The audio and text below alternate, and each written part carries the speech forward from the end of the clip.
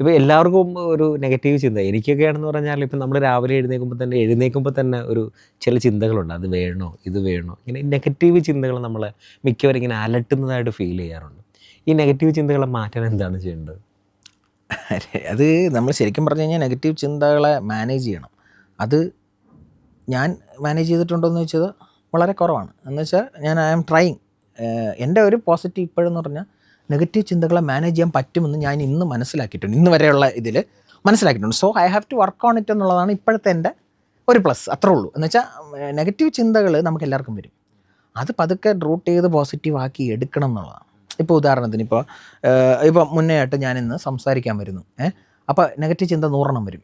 ഇന്ന് പോണോ വേണ്ട, പോണോ വേണ്ട, അയ്യോ രാവിലെ ഷേവ് ചെയ്യണോ അതോ അല്ലാതിരിക്കണോ, ഭയങ്കര മോശമായിരിക്കില്ലേ, വേണ്ട, ഷർട്ട് ഉണ്ടോ, ഇല്ല, ഷർട്ട് ഉണ്ടോ, വേണ്ട.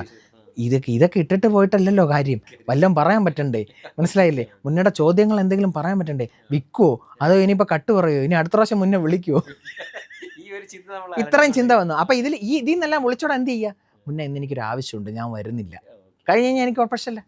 അപ്പോൾ നെഗറ്റീവ് ചിന്തയുള്ള ആൾക്കാരോട് പറയാനുള്ളത്, എന്തെങ്കിലും ചിന്തിക്കുന്നവനെ പോസിറ്റീവ് നെഗറ്റീവ് വരുള്ളൂ.